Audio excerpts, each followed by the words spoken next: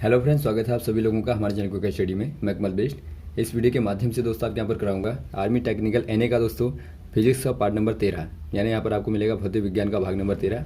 इससे पहले दोस्तों आपको 12 भाग कराए जा चुके हैं, जहाँ पर आपने महत्वपूर्ण क्वेश्चन को देखा।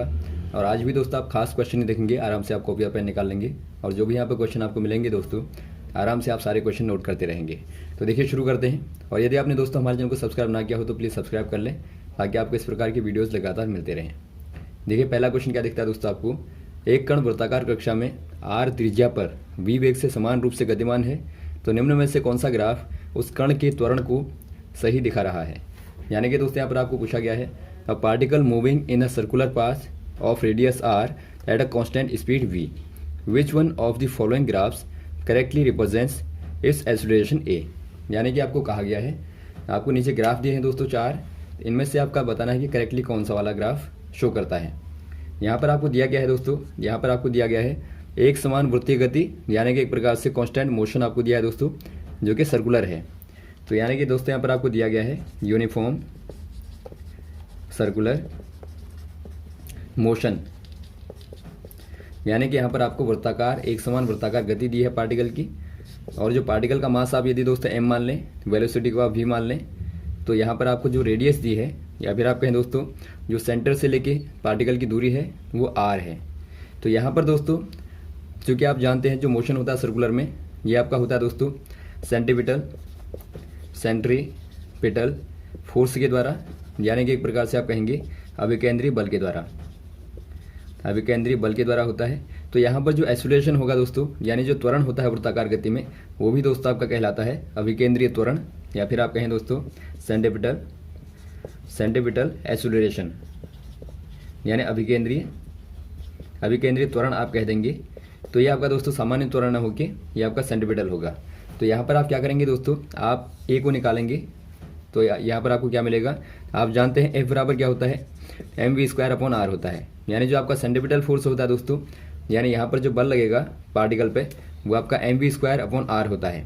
जहाँ पर आपने mv और r को देख लिया यहाँ पे सिंबलों को। तो यहाँ पर दोस्तों न्यूटन के आप सेकंड लॉ से लगाएंगे, एफ बराबर क्या होता है, ma होता है।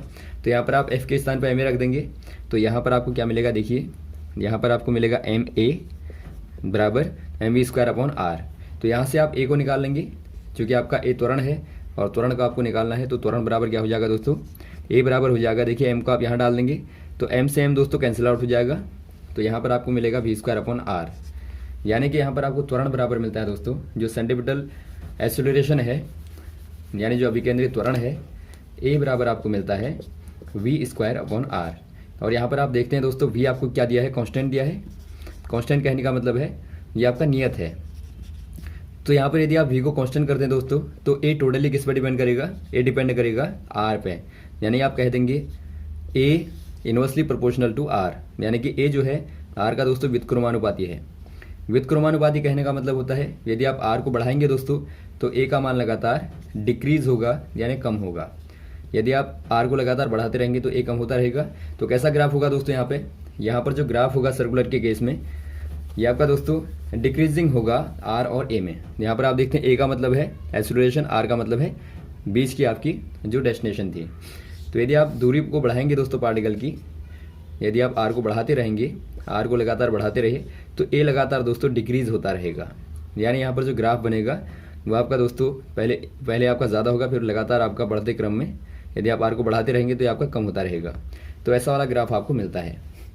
तो यहाँ पर आप ऑप्शन नंबर डी में देखते हैं दोस्तों, यहाँ पर आपको ये वाला ग्राफ ही दिया है यहाँ पे, तो ऑप्शन नंबर आप डी वाले में टिक कर देंगे, ये दोस्तों आपको मिलेगा। अगला क्वेश्चन देखिए दोस्तों, आपको दिया है एक वस्तु पर लगाया गया बल का मान F बराबर 6i - 8j + 10k है, यानी 10k है। तो यदि वस्तु 1 मीटर प्रति सेकंड के स्क्वायर से त्वरित होती है तो वस्तु का द्रव्यमान क्या होगा। यानी यहाँ पर आपको दिया गया है, the force applied on a body is represent as F = 6i - 8j + 10k and accelerate it at 1 metre पर सेकंड का square, the mass of the body is. दोस्तों यहाँ पर देखिए कोई बॉडी यहाँ पे थी, मान लीजिए m आप मास मान लें, m मास की यानी द्रव्यमान की। तो इस पर दोस्तों एक फोर्स अप्लाई किया गया F बराबर, इसका मान आपको दिया है 6i और -8j और प्लस 10k। यहाँ पर देखिए दोस्तों जो आपके i, j और k हैं, ये क्या हैं दोस्तों, इनको आप कहते हैं यूनिट वेक्टर, यानी दोस्तों इनको आप कहते हैं इकाई सदिश।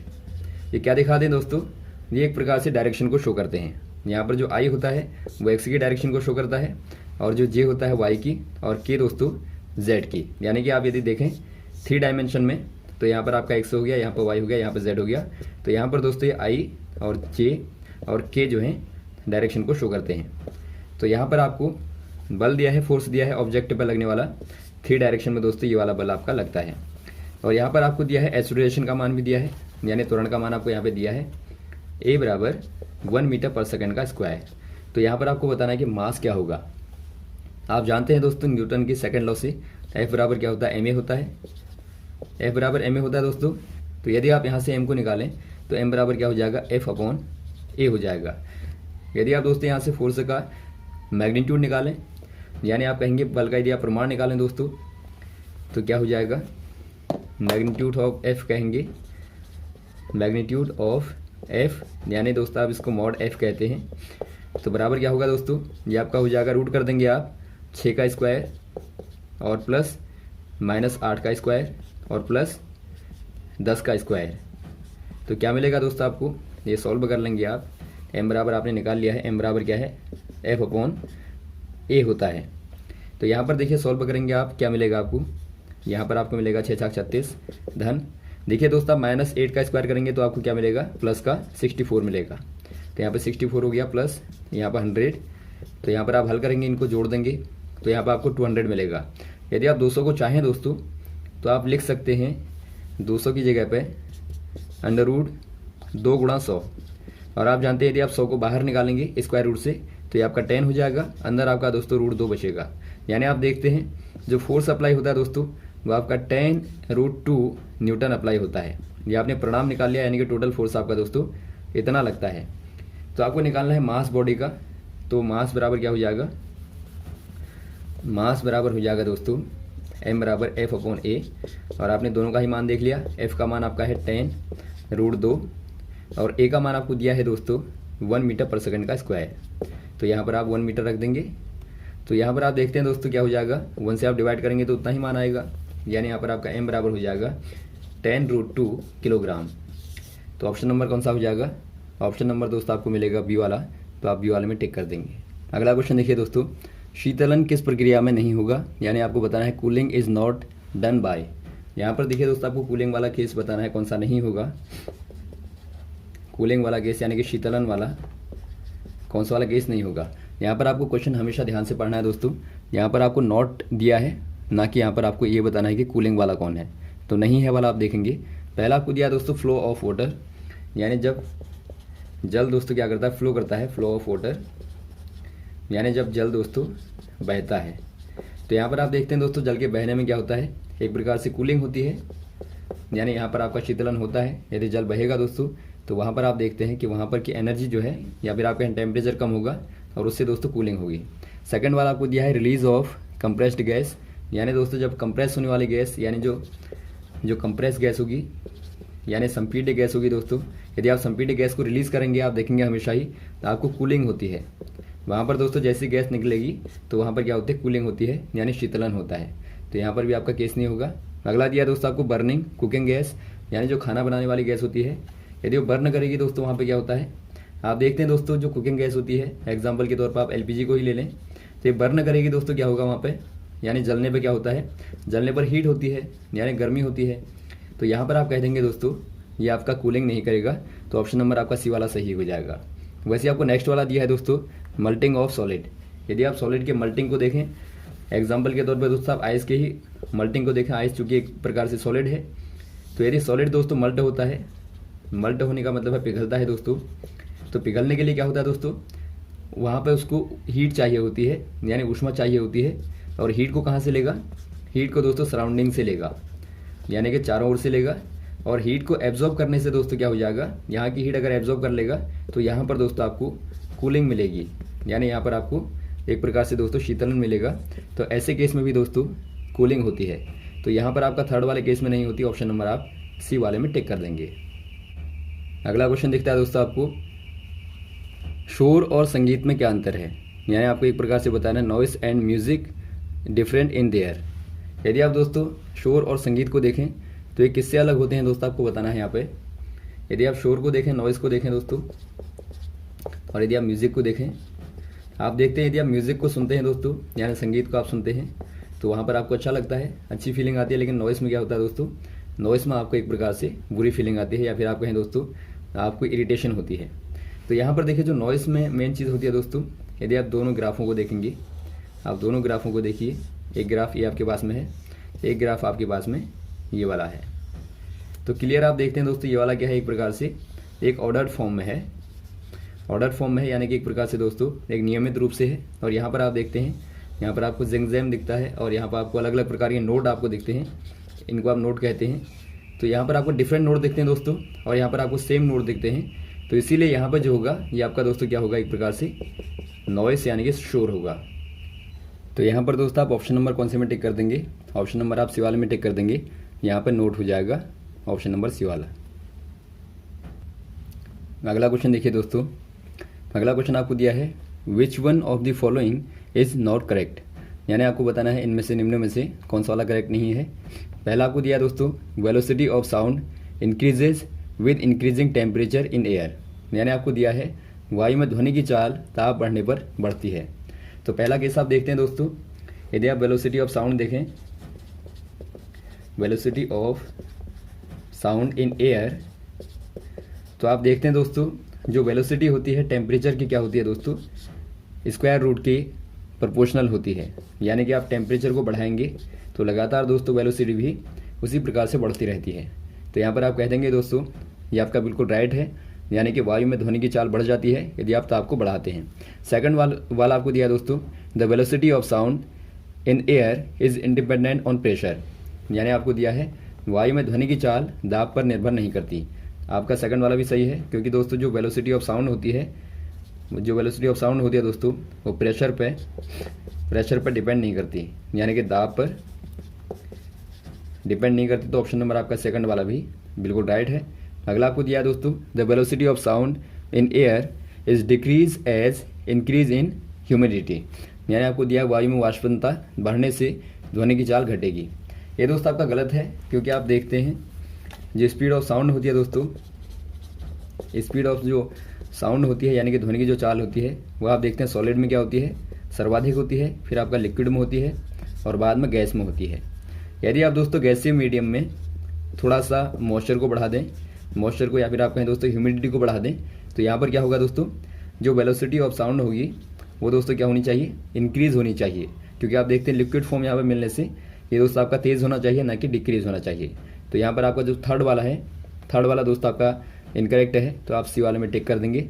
नेक्स्ट वाला आपको दिया दोस्तों velocity of sound in air is independent changing in amplitude and frequency, यानी कि आयाम और आवृत्ति बदलने से ध्वनि की चाल पर वायु में कोई प्रभाव नहीं पड़ता।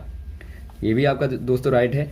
जो वेलोसिटी ऑफ साउंड होती है एयर में वो आपकी इंडिपेंडेंट होती है, इंडिपेंडेंट ऑन फेज यानी कला और फ्रीक्वेंसी और एम्पलीट्यूड और दोस्तों पिच, यानी कि पिच पर भी डिपेंड नहीं करती, एम्पलीट्यूड यानी कि आयाम पर भी डिपेंड नहीं करती, फ्रीक्वेंसी यानी कि आवृत्ति पर भी डिपेंड नहीं करती, और ना ही फेज यानी कला पर डिपेंड करती है। यानी एक प्रकार से दोस्तों इन सब पे इंडिपेंडेंट रहती है। तो आपका फोर्थ वाला भी सही है, केवल आपका सी वाला ही दोस्तों इनकरेक्ट आपको दिखता है। अगला क्वेश्चन देखिए दोस्तों, कंसीडर द फॉलोइंग स्टेटमेंट, यानी आपको नीचे जो कथन दिए हैं दोस्तों उनको आपको पढ़ना है, ध्यान देना है, उसके बाद उनके आधार पर क्वेश्चन बताना है कि कौन सा वाला राइट है। पहला आपको दिया है दोस्तों if magenta and yellow colours circle intersect the intersected area will have read colour, यानी आपको दिया है दोस्तों यदि मैजेंटा और येलो दो कलर दोस्तों आपस में मिलेंगे, यानी इंटरसेक्ट करेंगे, कहने का मतलब है आपस में दोस्तों मिलेंगे, इंटरसेक्ट करेंगे, तो वहाँ पर जो इंटरसेक्टेड एरिया होगी यानी उनका जो मिश्रण होगा दोस्तों वो आपको दिया है कि रेड मिलता है। और सेकंड वाला दिया है इफ सियान and magenta colours circles intersected the intersected area will have blue colour, यानी आपको बताना है जब यहाँ पर सियान और मैजेंटा दो कलर मिलते हैं तो वहाँ पर इंटरसेक्टेड एरिया कैसी होती है दोस्तों, ब्लू होती है। यानी नीली होती है, तो आपको बताना है दोनों में से कौन सा वाला राइट है। यहाँ पर देखिए दोस्तों, आप इनको देख लेंगे, समझ लेंगे थोड़ा सा दोस्तों। यदि आप यहाँ पे देखें 3 कलर यहाँ पर आप ले लेंगे। एक दोस्तों आप लेंगे येलो, एक आप लेंगे मैजेंटा, और आप इनको सर्कलों को काट देंगे आपस में। और एक लेंगे दोस्तों आप यहाँ पे सियान, ये आपका सियान है, और ये आपका मैजेंटा, ये येलो। दोस्तों यहाँ पर देखिए, जब येलो और सियान मिलते हैं तो आपको मिलता है ग्रीन। आप इनको लिख लेंगे, बार बार आते हैं। यानी कि दोस्तों जब पीला और सियान मिलेगा तो यहाँ पर आपको ग्रीन यानी हरा मिलेगा, और यदि सियान और मैजेंटा मिलेगा तो यहाँ पर दोस्तों आपको मिलता है ब्लू यानी कि नीला मिलता है। और यदि मैजेंटा और येलो मिलते हैं तो यहाँ पर आपको रेड मिलता है। और यहाँ पे तीनों मिलेंगे दोस्तों बीच वाले में, तो ये आपका दोस्तों ब्लैक यानी काला दिखाई देगा। तो यहाँ पर आप क्लियर देखते हैं क्या हो जाएगा। यहाँ पर दोस्तों आपको जो पहला वाला पूछा गया है मैजेंटा और येलो, मैजेंटा और येलो रेड, तो यहाँ पर आपको रेड दिया है तो राइट है पहला वाला। और सेकंड वाला दोस्तों आपका सियान और मैजेंटा मिलने से क्या बनेगा, ब्लू बनेगा, और यहाँ पर आपको ब्लू दिया है। तो आपके दोनों ही कथन दोस्तों क्या है, राइट हैं। तो ऑप्शन नंबर आप सी वाले में टिक कर देंगे, बोथ फर्स्ट एंड सेकेंड, तो आपका सी वाला सही हो जाएगा। अगला क्वेश्चन देखिए दोस्तों, एक्सरे के संदर्भ में निम्न में से क्या संभव नहीं है। यानी कि आपको बताना है which of the following properties is not possible in case of X-ray. यहाँ पर देखिए दोस्तों, एक्सरे के केस में, एक्सरे केस में कौन सा वाला पॉसिबल नहीं है।